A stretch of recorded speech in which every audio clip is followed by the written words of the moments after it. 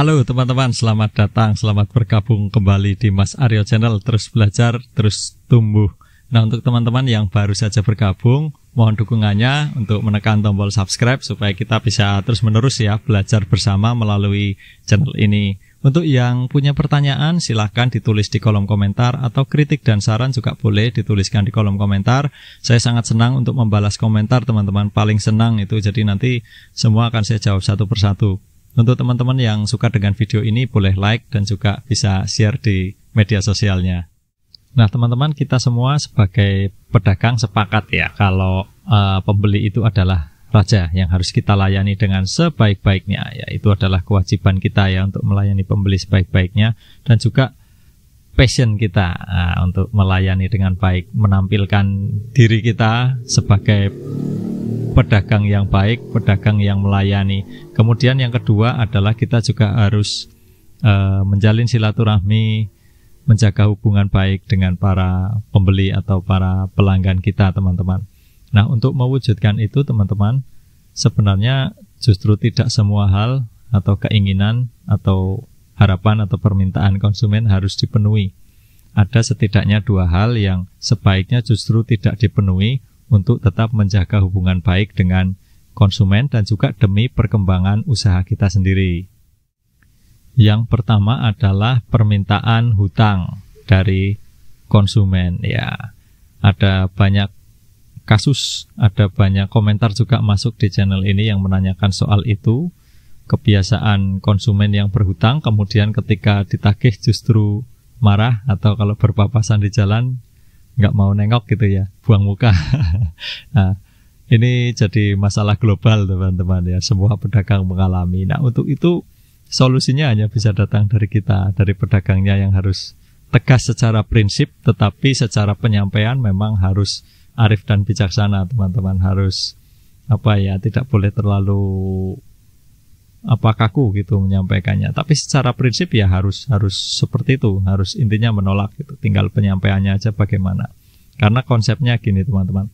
Kita kadang menerima orang yang mau hutang, memberikan hutang gitu ya ke pembeli, itu hampir pasti itu karena tidak enak, karena sungkan, bukan karena ikhlas awalnya.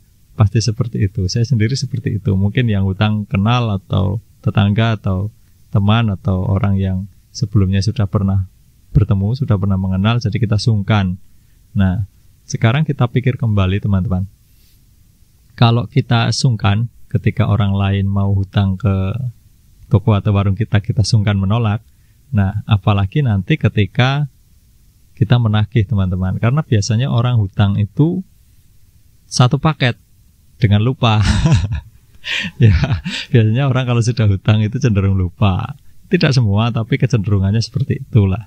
Nah, kalau lupa kan tentu saja kita harus mengingatkan ya. Nah, ketika mengingatkan ini otomatis kan dalam tanda kutip menagih ya, kalau dia punya hutang. Nah, kalau kita waktu mau nolak saja sungkan, waktu mau nagih biasanya jauh lebih sungkan.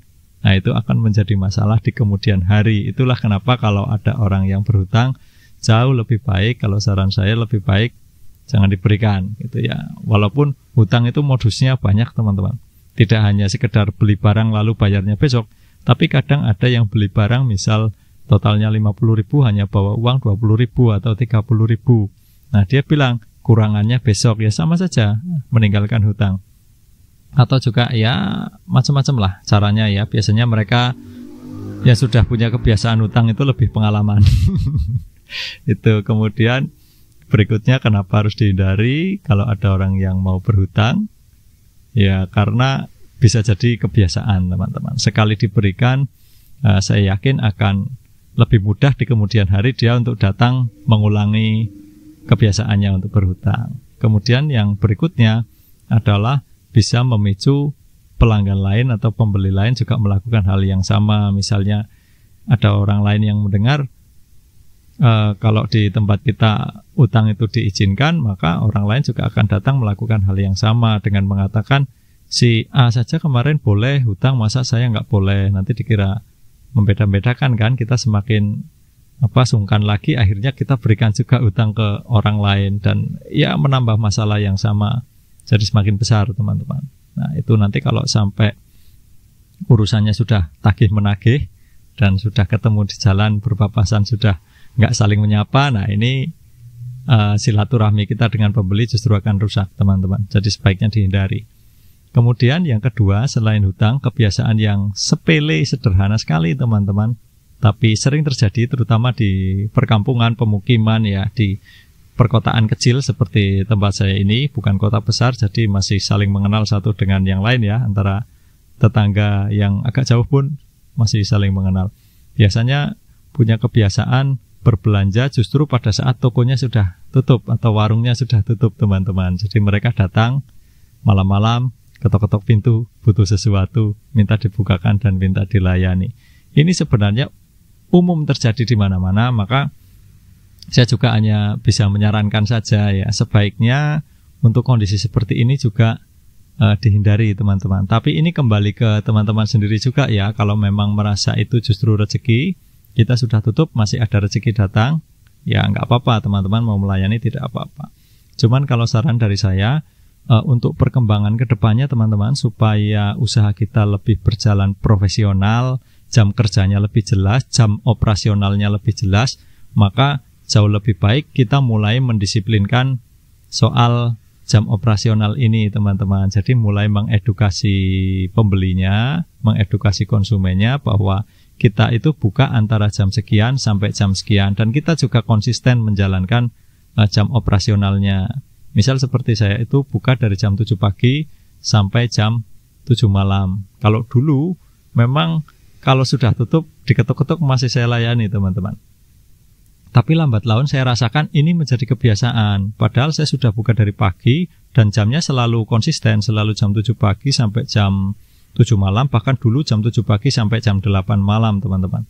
Nah, itu jamnya selalu konsisten, tapi ketika toko ini masih buka, saya lihat ya pembeli yang bersangkutan ini karena rumahnya juga nggak terlalu jauh, ya, di daerah sini-sini saja ada beberapa orang, ya mereka kalau lewat hanya lewat-lewat aja, nggak mampir, nggak beli, nggak belanja. Tapi nanti ketika toko sudah tutup, baru deh merasa butuh sesuatu dan harus segera belanja, jadi ketuk-ketuk pintu gitu, minta dibukakan dan dilayani.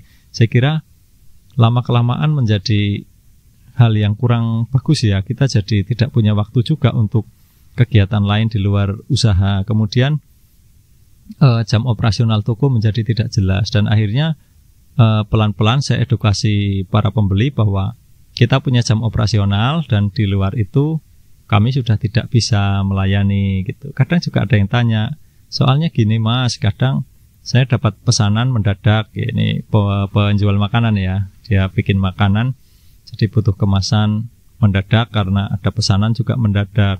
Itu gimana kalau tokonya sudah tutup? Saya ketuk nggak apa-apa, ya, gitu. Nah, saya sendiri memberikan pemahaman bahwa selama tokonya masih buka nggak apa-apa gitu. Tapi kalau sudah tutup, mohon maaf, mungkin bisa kembali besok pagi gitu. Jadi tidak bisa malam-malam diketuk seperti itu, teman-teman. Nah, dengan ketegasan seperti itu, ya, prinsip yang tegas tapi penyampaiannya juga dengan baik, itu bisa membuat toko kita, warung kita, tempat usaha kita itu lebih dihargai, teman-teman. Jadi konsumen tidak memandang sebelah mata, tidak meremehkan, tidak, kalau bahasa Jawanya itu dumeh gitu, ya. Dumeh itu ya seperti itulah, ya, mentang-mentang kenal dengan yang punya bisa sewaktu-waktu membeli meskipun sudah tutup, bisa diketuk, atau mentang-mentang kenal dengan kita sebagai pemiliknya bisa utang, ambil dulu, bayar besok kalau sudah gajian lah, kalau sudah akhir bulan lah, kalau sudah minggu depan dan sebagainya. Dan itu juga bisa mengganggu jalannya arus keuangan usaha kita, ya, teman-teman, ya. Dan juga yang paling parah itu tadi bisa memutuskan silaturahmi kita dengan para pembeli ini, yang biasanya kalau yang berperilaku seperti itu kan orang-orang dekat, ya, entah tetangga, teman, atau bahkan saudara. Nah, nanti kalau hanya gara-gara uang, gara-gara hutang, nanti jadi silaturahminya kurang baik, saya kira juga bisa nggak bagus, ya.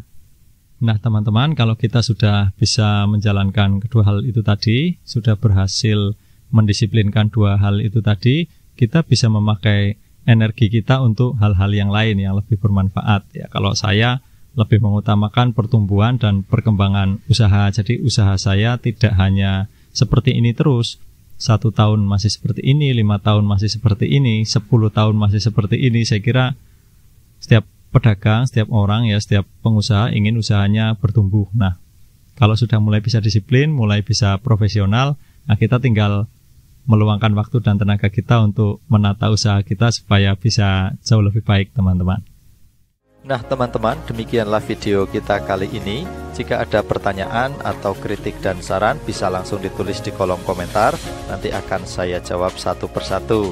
Semoga bermanfaat dan sampai jumpa di video berikutnya.